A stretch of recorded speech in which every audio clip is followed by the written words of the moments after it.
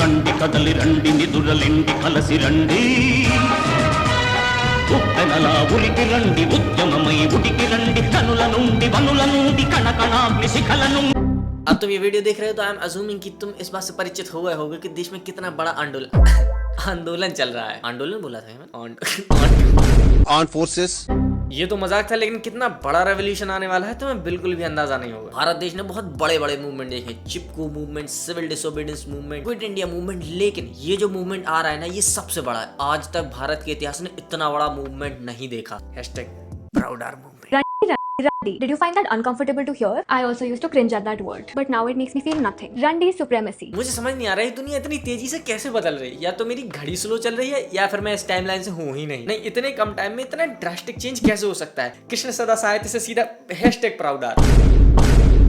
इतना बड़ा डाउनफॉल। नारियां इतने जल्दी जल्दी डेवलप हो रही हैं और हम मर्द जात वहीं के वहीं रह गए। अभी ठीक से सर्दियां आई भी नहीं और रजाई से निकलना बंद हो गया है। दोस्तों, हर किसी की रजाई से ना निकलने की वजह अलग है, लेकिन हमारी थोड़ी ज्यादा दुखदाई है। लेकिन अब ये जिल्लत और नहीं, हम भी रेवोल्यूशन लाएंगे। #ProudR। Need to look rundier. Wait. I hope I look rundier now. ये है हमारी दिविजा दीदी। ये एक फेमिनिस्ट साइकोलॉजिस्ट है और ये R-वर्ड रिक्लेम करने आई।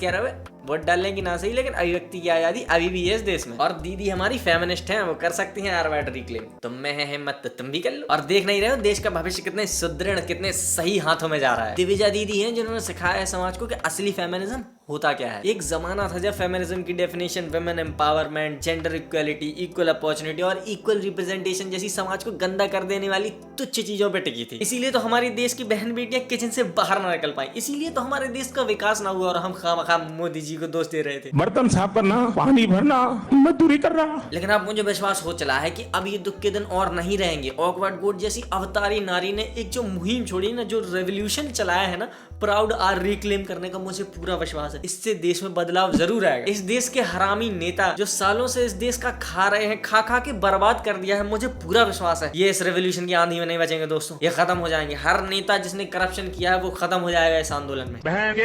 और यही एक रेवोल्यूशन है जो हमारे देश के काया पलट कर सकता है। और मुझे पूरा विश्वास है ये जरूर होगा। मुझे इस आंदोलन पे भरोसा तो पूरा है, लेकिन मैं थोड़ा सा डर रहा हूँ। मतलब कॉन्फिडेंस पूरा है, लेकिन मैं अंदर से थोड़ा सा डर रहा हूँ। कहीं ये आंदोलन फेल हो गया तो क्या होगा। कहाँ से सपना देखे हो, कहाँ के हो तुम तुम्हारी औकात क्या है कि शब्द बोले हो। माफ कर दो सरकार, गरीब की जुबान गलती से सरक गई। मैं आपको विश्वास दिलाता हूँ आंदोलन में सबसे आगे मैं ही खड़ा मिलूंगा, छाती पे प्राउड रमडी लिखवा के। बस अब बता दो #ProudR मूवमेंट में भर्ती के लिए सिर्फ रिटन से काम चल जाएगा या फिजिकल भी निकालना पड़ेगा। आप मेरी इज्जत आबरू सब ले लो, बस आजादी दिलवा दो। मैं समाज के बंधनों में और नहीं रह सकता। Baby boy.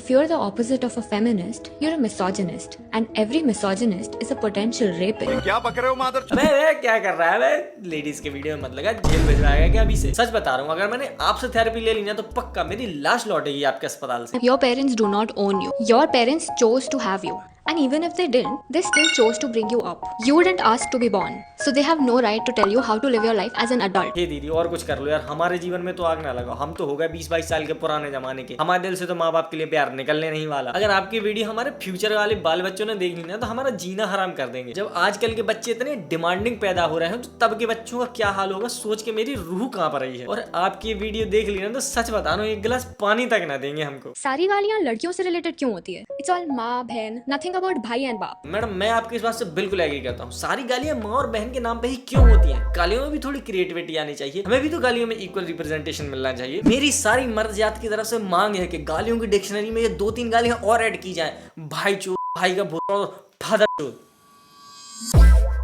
अब देखो हंसी मजाक के लिए कुछ भी कहा जा सकता है, लेकिन दिविजा जी जिस शब्द को रिक्लेम करना चाहती हैं उसके असल मायने क्या है शायद उनको नहीं पता। उससे कितना दर्द जुड़ा है। असल में ये जिनके लिए इस्तेमाल किया जाता है उनकी जिंदगी कितनी दुख भरी होती है। आप इस शब्द को नॉर्मलाइज करके किसी का दुख कम नहीं कर सकते, उल्टा इसके नेगेटिव कॉन्सिक्वेंसेस हो सकते हैं। जो छोटी छोटी बच्चियां अपने बायो में #ProudR लिख रही हैं उसको इसका असली मतलब तक नहीं पता। दिविजा जी आप एक फेमिनिस्ट हैं, मैं भी एक फेमिनिस्ट हूँ। बट टू बी ऑनेस्ट मैं आपके फेमिनिज्म के आइडिया से एग्री नहीं करता। आपका फेमिनिज्म आपकी प्रिविलेज से आता है। एक गांव की लड़की का फेमिनिज्म आपके फेमिनिज्म से बिल्कुल अलग है। वो आज भी लड़ रही है, आज भी संघर्ष कर रही है कि कम से कम उसे शिक्षा का अधिकार दिया जाए। बाकी जो हम कहते हैं ना कि लड़कों की बराबरी और विमेन एम्पावरमेंट, इक्वालिटी, ये सब भी उन्हें बाद में मिल जाए ना बहुत बड़ी बात होगी, लेकिन सबसे पहले उन्हें पढ़ने ही दिया जाए, यही बहुत बड़ी बात है। आपकी जो बेसिक नेसेसिटीज थी वो पूरी हो चुकी हैं। आपके पास रोटी, कपड़ा, मकान, स्वास्थ्य, शिक्षा, ये पांचों चीजें अवेलेबल है। तब आपका फेमिनिज्म इस आर वर्ड को रिक्लेम करने तक पहुंच चुका है। लेकिन अभी जो लड़कियां हैं जो गाँव में रह रही हैं, जो ऐसे इलाकों में रह रही हैं जहाँ पेट्रियार्की ज्यादा है, तो अभी भी उन्हें ये फेस करना पड़ता है कि उन्हें बराबरी का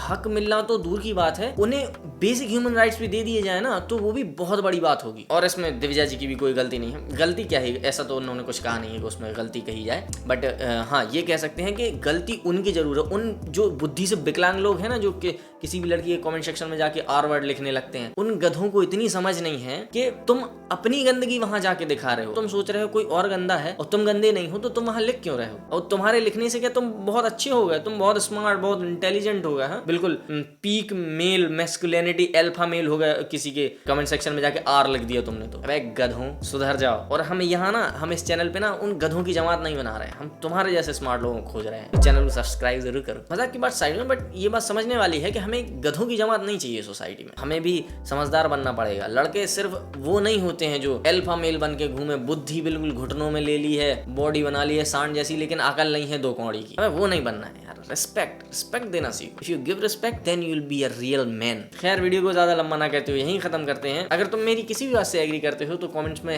#रंडवा लिख के तुम अपने कमेंट शेयर कर सकते हो। और हाँ भाई, अगर तुम्हें वीडियो पसंद आई हो तो प्लीज यार एक लाइक जरूर कर देना। तुम्हारा एक लाइक मुझे बहुत हेल्प करता है, इस वीडियो को बहुत हेल्प करेगा आगे बढ़ने के लिए। और हाँ, अगर यहाँ तक तुमने देख लिया है तो सब्सक्राइब भी कर देना ताकि हम बार बार मिलते रहे। यार तो बार बार मिलने से ही बढ़ता है ना। चैनल पे और भी सारी फनी वीडियोस हैं जिन्हें तुम देख सकते हो, यहाँ कहीं लगा दूंगा। और मैं मिलूंगा तुमसे अगली वीडियो में, तब तक के लिए नीतीश कुमार जी लड़के होते तो क्या होते? आज नीतीश कुमार लड़की होते तो इंटरनेशनल रंडी होते।